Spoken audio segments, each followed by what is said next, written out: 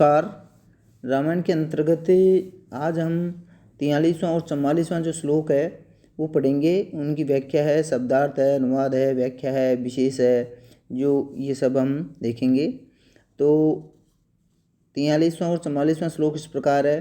श्यामानि चिरयुक्तत्वा तथा संस्थानवन्ति च तान्येवेतानि मन्ये अहं यानि रामो अन्वकीर्तयत् तत्र यान्यवहीनानि तान्यहं नोपलक्ष्ये यान्यस्या नावहीनानि तानि मानि न संशयः।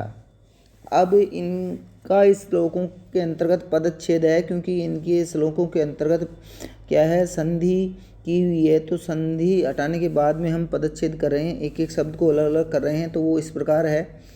श्यामानि चिरयुक्तत्वात् तथा संस्थानवन्ति च तानि एव एतानि मन्ये अहं यानि रामो अन्वकीर्तयत् तत्र यानि अवहीनानि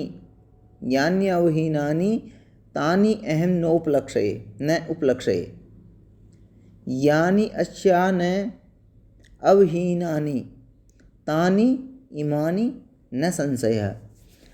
अब शब्दों का अर्थ देखिएगा। श्यामानी मतलब श्याम हो गया था, काला पड़ गया था। क्या पड़ गया था? चिरकाल से, बहुत समय से। युक्तत्वात् मानी लगातार, तथा उसी प्रकार से विद्यमान थे।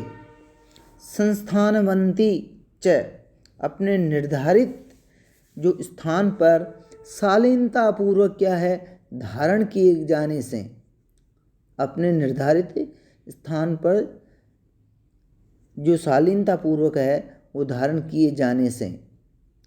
तो क्या है, कहने का मतलब यहाँ यह है कि जो सीता जी के जो आभूषण हैं उनका रंग है, बहुत समय से पहने रहने के कारण, लगातार पहने रहने के कारण उनका जो रंग है वो काला पड़ गया था, आभूषणों का रंग। तानी वे सारे आभूषण, ए निश्चित रूप से ही, एतानी ये ही हैं, मन्ये अहम ऐसा मैं मानता हूँ, ऐसा मेरा मानना है। यहाँ पर उत्प्रेक्षा अलंकार है, क्योंकि यहाँ पर संभावना व्यक्त की गई है। यानी जिनके विषय में राम है, श्री रामचंद्र जी ने अन्वकीर्तयत् मेरे सामने उनकी चर्चा की थी।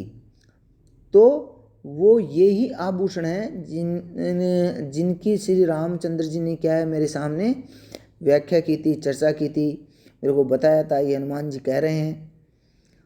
तत्र वहाँ पर वन में रावण के द्वारा हरण किए जाते समय, यानी जिन आभूषणों को अवहीनानि सीता जी ने क्या है, निकाल कर क्या है, गिरा दिया था।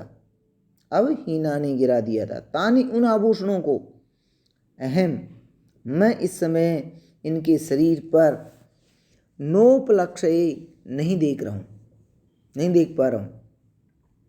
जो गिरा दिए गए थे वो अभी नहीं है, लेकिन रामचंद्र जी ने उन आभूषणों का क्या है, हनुमान जी को विस्तार से वर्णन किया था। तो कई उनके अंतर्गत आभूषण उपलब्ध नहीं है। वो आभूषण क्या है, सीता जी ने यत्र तत्र अपनी पहचान के लिए गिरा दिए। यानी और जो जो आभूषण अलंकार अस्या इन सीता जी के हाथ से नामहीनानी उस समय वो नहीं गिरा पाई, उनको नहीं गिराए।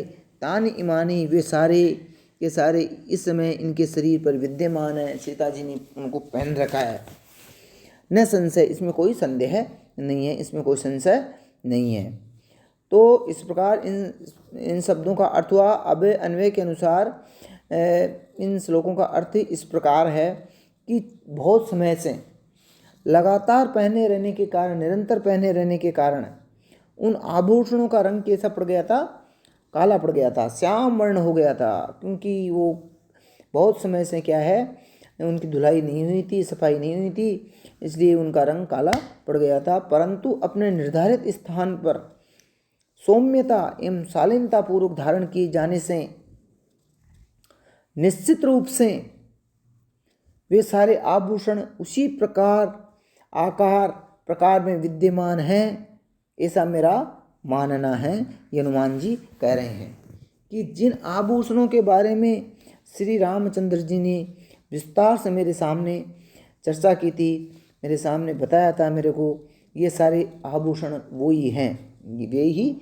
ये आभूषण हैं जो रामचंद्र जी ने मेरे सामने बताए गए थे।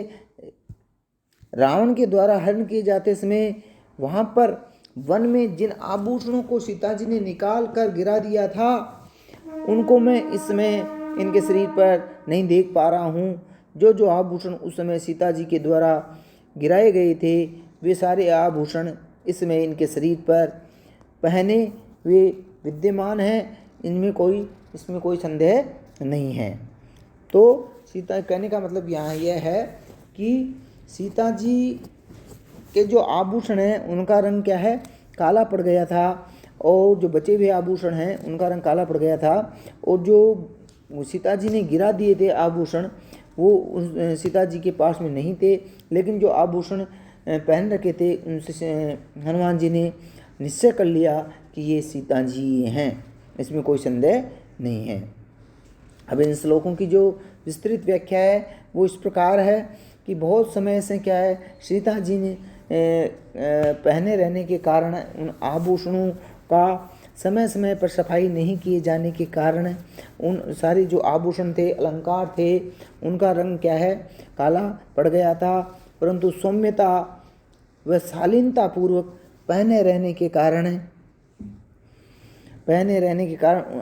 उनके आकार प्रकार में कोई अंतर नहीं आया था। उनके आकार प्रकार में कोई अंतर नहीं आया था, न कोई वो टूटे फूटे हुए थे न मुड़े हुए थे। तो वो वैसे के वैसे ही थे जैसा श्री रामचंद्र जी ने वर्णन किया था उनका। वे सभी वैसे के वैसे ही त्यों के त्यों विद्यमान थे। श्री रामचंद्र जी ने मुझे चलते समय जिनके बारे में विस्तार से बताया था, वे सारे आभूषण यही हैं, ऐसा मेरा मानना है।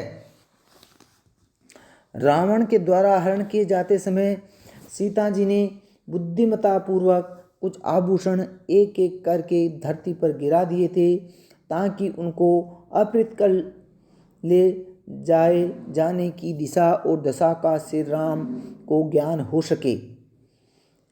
उन गिराए गए आभूषणों में से एक भी इस समय सीता जी के शरीर पर विद्यमान नहीं था, क्योंकि वे तो सारे के सारे श्री रामचंद्र जी के पास थे। जो आभूषण सीता जी के द्वारा उस समय नहीं गिराए गए थे, वे सारे इस समय उनके शरीर पर विद्यमान है। यह निसंदेह सिद्ध हो जाता है।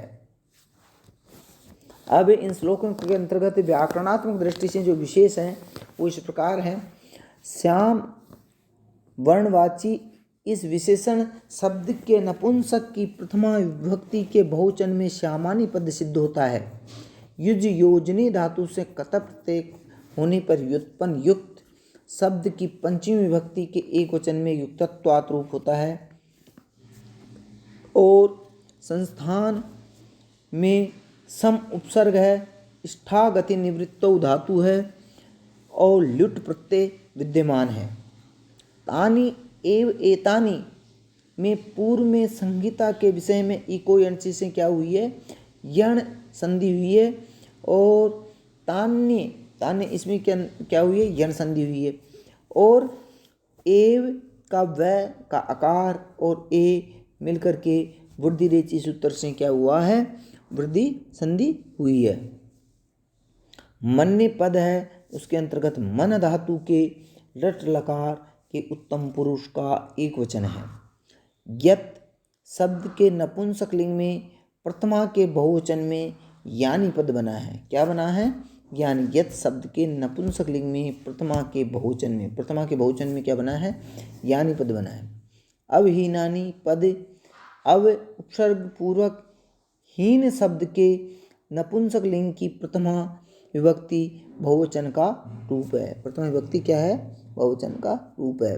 अब उपसर्ग पूर्वक हीन शब्द के नपुंसक लिंग की प्रथमा विभक्ति बहुवचन का रूप है। उपलक्ष्य क्रियापद में उप उपसर्ग है, ये लक्ष्य धातु है और आत्मनेपद में क्या है, उत्तम पुरुष एक वचन का रूप है। इदम शब्द के नपुंसक लिंग में प्रथमा विभक्ति के बहुवचन में इमानी पद सिद्ध होता है। प्रथमा विभक्ति के बहुवचन में नपुंसक लिंग में है। ये सर्वनाम शब्द होने के कारण तीनों लिंगों में चलता है, पुल्लिंग में, स्त्रीलिंग में और नपुंसक लिंग के अंतर्गत तीनों लिंगों। तो इस प्रकार इन श्लोकों के अंतर्गत क्या है, संदेह व्यक्त करने के कारण, संशयात्मक करने के कारण पहले प्रथम श्लोक के अंतर्गत उत्प्रेक्षा अलंकार है और मन्य शब्द आ भी गया। मन्य संकेत ध्रुम प्रायो न्यूनम मित्ते मादि भी, ये जहाँ पर रहते हैं वहाँ पर उत्प्रेक्षा अलंकार होता है। और इस श्लोक के अंतर्गत क्या है, वेदर विरीति है, प्रसाद गुण है और जो छंद है वो पहले चल रहा है, अनुष्टुप छंद है पूरे सर्ग के अंतर्गत ही। इस प्रकार इस श्लोक का जो व्याख्या है वो मैंने आपको स्पष्ट कर दी है। थैंक यू, धन्यवाद।